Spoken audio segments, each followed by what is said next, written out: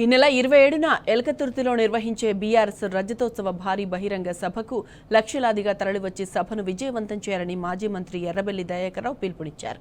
హన్మకొండలోని తన నివాసంలో గ్రేటర్ వరంగల్ 1-2వ డివిజన్ బీఆర్ఎస్ పార్టీ ముఖ్య కార్యకర్తలతో ఎర్రబెల్లి దయాకర్రావు సన్నాహక సమావేశం నిర్వహించారు. 25 ఏళ్ల గులాబీ పండుగను ఘనంగా నిర్వహించుకుందామన్నారు. మోసపూరిత హామీలతో అధికారంలోకి వచ్చిన కాంగ్రెస్ ప్రభుత్వం అసలు రంగును ప్రజలందరికీ వివరించారని సూచించారు.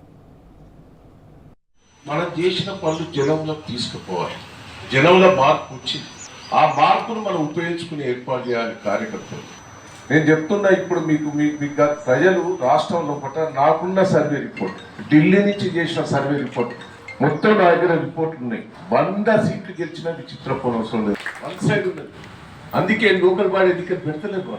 కేసీఆర్ గారు ఒక విజన్, రైతులకు నీళ్ళు ఇవ్వాలి, రైతులకు పెట్టుబడి పెట్టాలి, ఇంటింటికి నీళ్ళు ఇవ్వాలి, 24 గంటలు కరెంట్ ఇవ్వాలి, బిడ్డ పెళ్లి చేస్తే ₹1,00,000 ఏ రాష్ట్రం ఇవ్వలే. ముసలాళ్లకు పెన్షన్ 2,000 ఇవ్వాలని ఆలోచించింది ఆయనే.